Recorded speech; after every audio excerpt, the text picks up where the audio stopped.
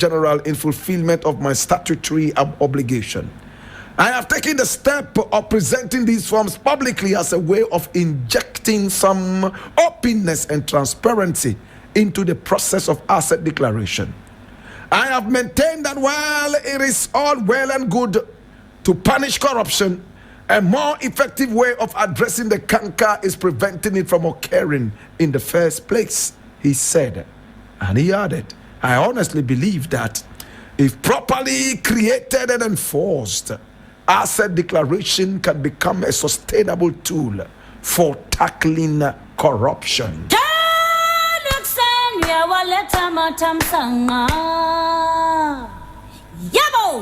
President Mahama does not cease to amaze me in the second coming.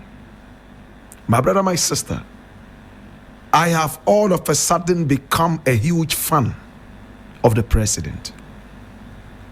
Unapologetically, can I just say that I am the biggest fan of this president? Knowing where this is coming from, I think you would appreciate it. Listen, man. This man was said to be one of the most corrupt leaders we ever had in this country, right? He was labeled as incompetent. His middle name became Dumso. He left office feeling so empty and dry. For 8 solid years, he was in oblivion like a hermit, praying night and day that the God that blessed Abraham and Moses should direct him and give him another chance to prove himself and to walk his ways. In his own words, I prayed to God and he accepted my prayer when I saw that in dreams that I had become president. So I cannot fail God.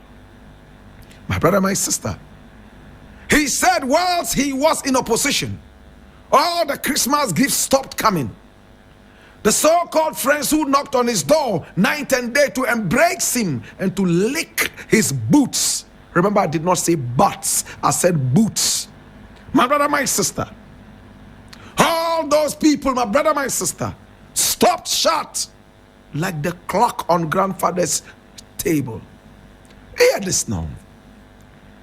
Now he was living like a hermit in the most secluded part of the cave. And when he got the opportunity to bounce back, there were some names he was never going to encourage. And those names I'll keep to myself for obvious reasons.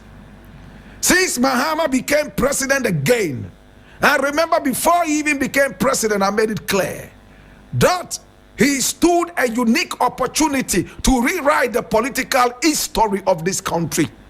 A president who was once president, kicked out, he sat back for 8 years, never thinking of returning, then he came back. My brother, my sister,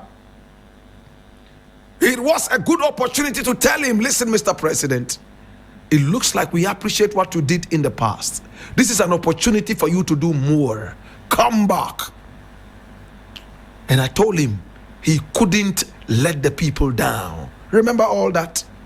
Today, Mr. President makes tears come out of my eyes. You know why?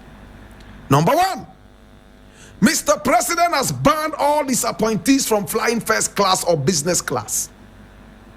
Number two, Mr. President has made it more than just clear, oh Lord God have mercy, that his appointees should be ready to be fired if they were in public to be arrogant, public service to be arrogant.